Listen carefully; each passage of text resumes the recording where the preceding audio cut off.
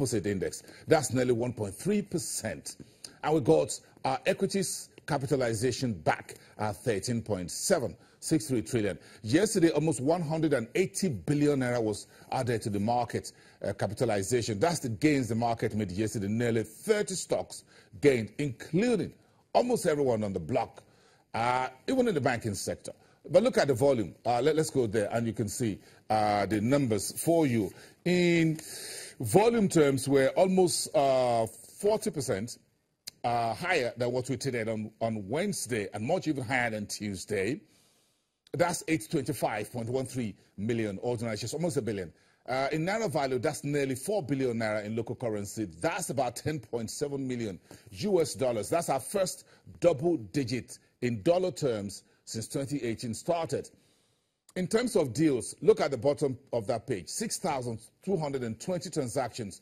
We started around 2,000, 3,000. Then on Thursday, we did 6,000. That's a massive transaction there for you. Some faces decent. I believe they're seriously green, and everyone is reporting it around the world. But look at the 5 sectors and see how things stacked up. The banking sector gained nearly 4%. That's quite big. Even the mid and small cap banks were part of the rally. Skybank added about 7.5%. Sterling Bank about 9%, nearly 10%. FCMB also added about 10% again yesterday. And of course, Diamond Bank almost 10% as well. So almost all the Tier 2 banks were in the green on Thursday. Everybody looks set back from the holiday, and the banks were making very strong gains. In the industrial goods sector, where you had a negative about 0.2%, Dangote Cement was 0.03% positive, but that wasn't strong enough for that sector. His arch rival, Lafarge, added for about 4.25%. Looking at the consumer goods, despite the sell-off and the profit-taking on Nestle, which is a bellwether in that sector, that counter was 1.85%. But I look at insurance, they just followed their cousins, the banks, to the north, 1.02%. But the oil and gases were really interested in. If you're already on Twitter, you would have seen my tweets just about an hour ago about what happened in the oil and gas sector yesterday. 2.14% coming almost at the back of the banks. These were the folks who were largely muted in December. Now they're coming into the new year, and they're racing ahead very strongly.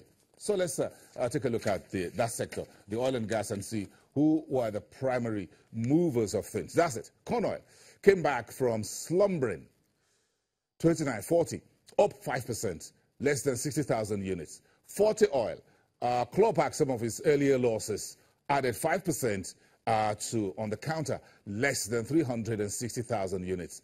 Double One PLC, which was mobile, finished off at 170, shaved off 3.8%. Then you find Owando at the bottom. Look at that number at the bottom right of your TV screen.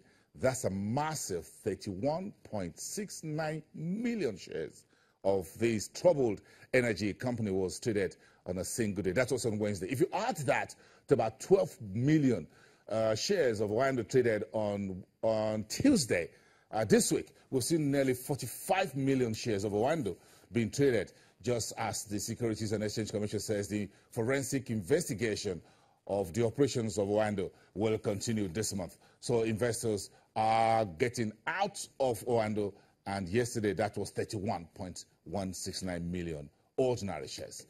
As oil prices continue to gain, our own E&P, Seplat Petroleum, came across another price level, across the 600 naira. Before we ended 2017, now is now 650. That's the highest priced stock on our oil and gas, added 3.6% on Thursday, and that's quite strong enough because of its weight in that basket, and that was where you found that very strong 2+% on the oil and gas stocks. So Seplat was a major contributor to that. Then you find Eternal Oil, that small cap company, keep making some headlines, less than 400,000 units, higher by nearly 5%, 4.92 to be specific, 469 when the market closed. The rest of that space were in gray. The unlisted securities market, called the NASD over the counter, was a negative 1.67%. In the second day of the year and of the week that this market was opened for business.